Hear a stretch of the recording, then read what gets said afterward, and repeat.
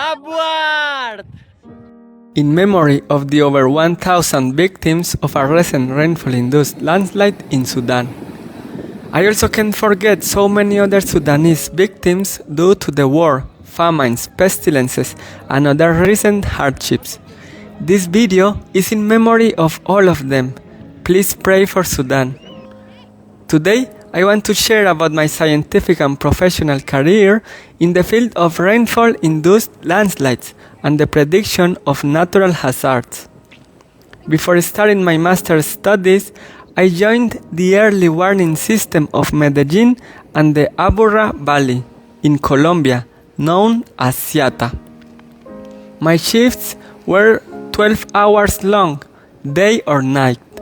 My main responsibility was to inform local risk management authorities and related groups across 10 municipalities, including Medellín, about possible weather events like rainfall and thunder.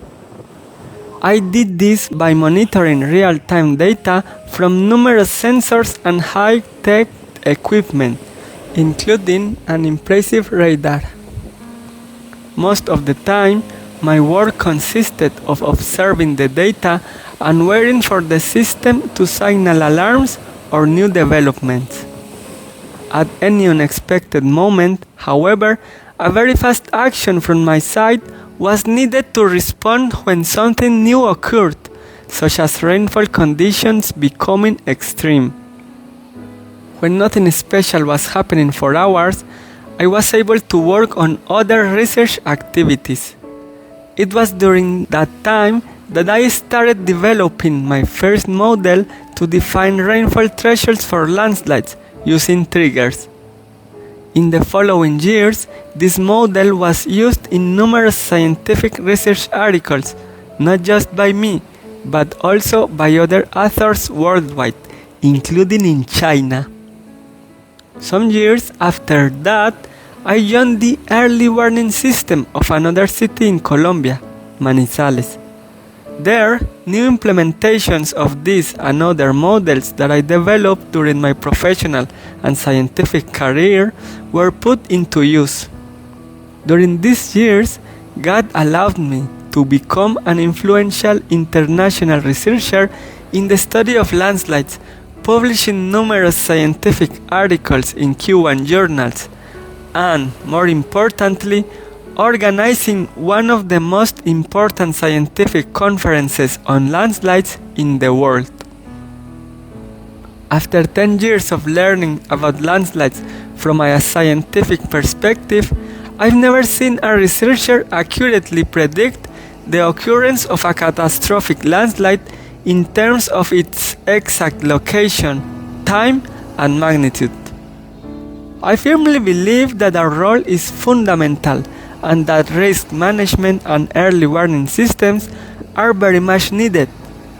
Still, it's impossible for us to accurately predict the occurrence of disasters and save even a small portion of the lives lost to these events.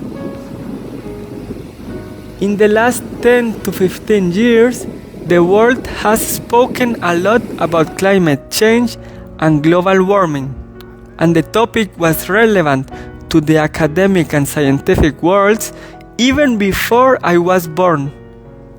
I won't say that it isn't a relevant topic, but we overlook the true cause of the major problems facing our world. I cannot understand the little attention we pay to the clear prophecies God revealed hundreds of years ago that have been fulfilled with accuracy. God revealed the kingdoms that were going to dominate the world, and his prediction was fulfilled accurately, describing very detailed characteristics and even, by name, the subsequent kingdoms that reigned in history after Babylon, namely Medo-Persia and Greece. There were also very detailed historical events related to the next kingdom, Rome, and numerous events that occurred during and after the period the Romans reigned, including exact predictions about the date of the coming and death of the Messiah. To learn about it, I suggest studying a relatively short book, Daniel, which contains the visions and dreams God gave Daniel describing all of this. Isaac Newton, probably the greatest scientist of all time, studied this and wrote a full book about it. For example, he described the prophecy of Daniel about a stone cut out without hands, which fell upon the feet of an image representing the previous kingdoms that dominated the earth. Isaac Newton literally said that this stone became a great mountain and filled the whole earth. It further represents that a new kingdom should arise after the fall and conquer all those nations and grow very great and last to the end of all ages. End of quote.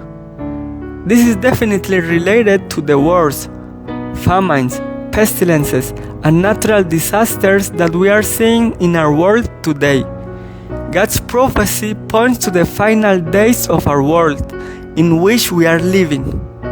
God's revelation shows us that the great day of God is right upon us. It is coming very quickly. Spiritually, it teaches that our kingdom is not of this world. We are waiting for our Lord from heaven to come to earth to set up His everlasting kingdom. The Holy Scriptures teach us that we will hear of wars and rumors of wars, but the end is not yet. For nation shall rise against nation, and kingdom against kingdom, and there shall be famines, and pestilences, and earthquakes, in divers places. All these are the beginning of sorrows. For in those days there will be such tribulation that has not been from the beginning of the creation that God created until now, and never will be.